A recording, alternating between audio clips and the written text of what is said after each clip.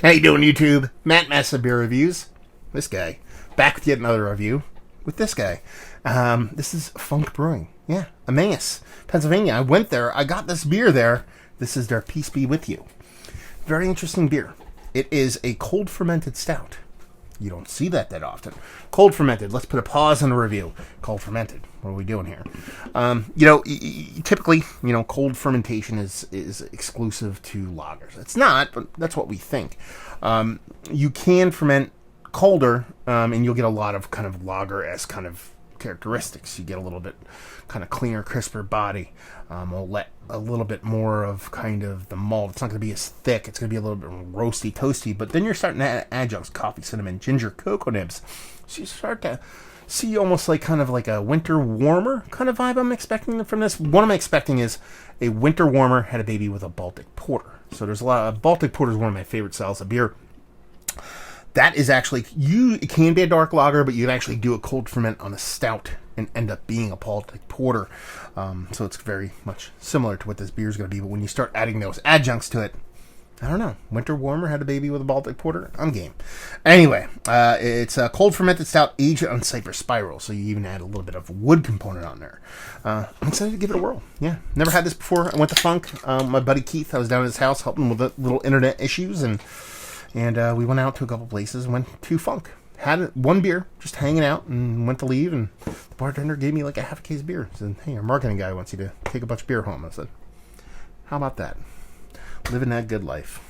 Anyway, label-wise, it's pretty awesome. I mean, I like the coloration, the pattern, the whole nine here with the hands, but then there's the puzzle pieces. So you got the peace be with you, pieces be with you. I don't know if this has something to do with like autism or something like that, because anytime I think of, there's blue in here and there's puzzle pieces, I always think autism. But anyway, it's a really cool label, so I dig it. As far as that beer goes, yeah, she looks the part of a stout. Big, rich, and bold. Let's see if we get a nose. I mean, she smells like a coffee stout. A low ABV coffee stout. This is 8%. This is coming off very coffee forward, very rich roasted forward. So it's probably a marrying of both that coffee and a roasted malt. And there is a little bit of soft kind of spiciness to it. Like you added like a little dabble of that cinnamon, a little bit of vanilla, something like that to a nice coffee. So you're getting a little bit something elevated beyond that coffee, but it's coffee all the way. That's leading number one out of the chute. And it does smell cleaner. I know that's kind of, how the fuck do you smell clean, motherfucker? There's almost like this rich density kind of thickness with stouts, but when you start to get to like Schwarz beer or Baltic porter and stuff like that, it's just, even a nose is a little bit crisper. So that's probably your cold fermentation coming into play. Let's dive in. Cheers.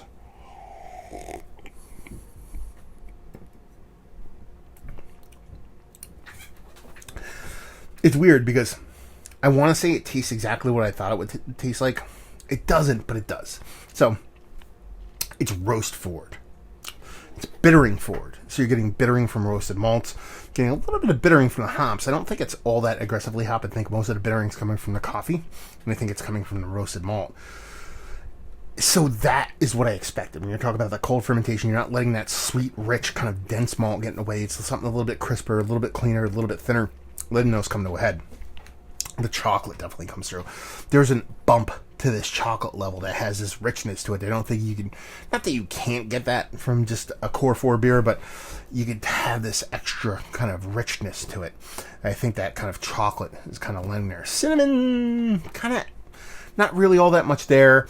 It does taste a little soda poppy, a little bit of Coca-Cola like, and cinnamon comes off that way a lot for me when it comes to darker beers. And there is a dryness to it. It has to be the wood. Because you're talking about a cold ferment, you expect crisp cleanness.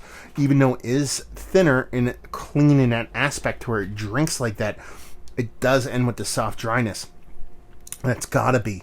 Maybe a little bit of spices at play, but I think it's a lot of that wood tannin kind of at play. I like this beer a lot. There's a lot going on in it.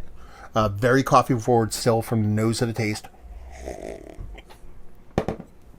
Old school coffee forward. Don't get ginger in there.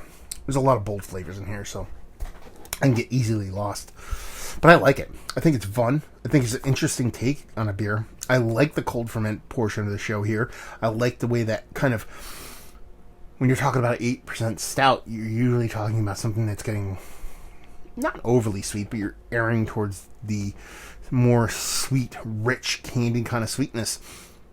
Adding that cold ferment lets a lot of not just the adjunct shine, but lets that actual roast and component of both the malt and the coffee really kind of come to a head.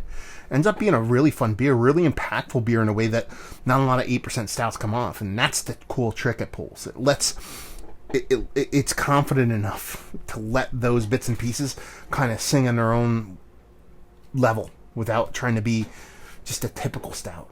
And that's fun. I dig it. I think it's tasty. It's probably, let's put it this way, this is the best stout I've ever had from Funk, by far. Not that their stouts have been bad. I haven't had a ton, but I can't, off the top of my brain, think of one stout that was memorable from Funk. I don't think that'll be the case after this. I think if I think of stout, I'll be like, oh man, I remember having that one, Peace Be With You, and that was a pretty cool one. I think that's where this one's going to land, and I think that in of itself is cool. So let's talk about it. It's one of the better adjunct-based, non-barrel aged stouts that I've had as of late. Yes. I don't know if it's top shit, king shit. I don't know if it's Mount Rushmore status, but it's worthy of being in the discussion for sure. Value and availability. Funk's prices usually aren't too bad. They get decent distro. This beer comes out of MAS, it looks like. They do contracting out of a couple different places, it would say in the label. But it's tasty. It's fun, and their prices usually aren't too bad, especially at the brewery. And leave you with, if you like what? Well, you like this beer. If you like coffee beers. I mean, it's really where this one lands. If you like Baltic Porter, if you like Schwarz beer, if you like drinkable stouts, and you like coffee beers, coming full circle on that one, you'll dig this because it gives you a lot of fun stuff in a really cool package. What's wrong with that? So there you go. Another review in the books. Hopefully you guys enjoyed it. Down there if you want to talk about it. Massive Beers if you want to check me out doing the social media stuff. Beer Massive if you want to check me out doing the whole podcasting thing. And hopefully you guys enjoyed the review. Hopefully enjoyed a little Peace Be With You right now. Also with you. Hopefully see you next time. Cheers.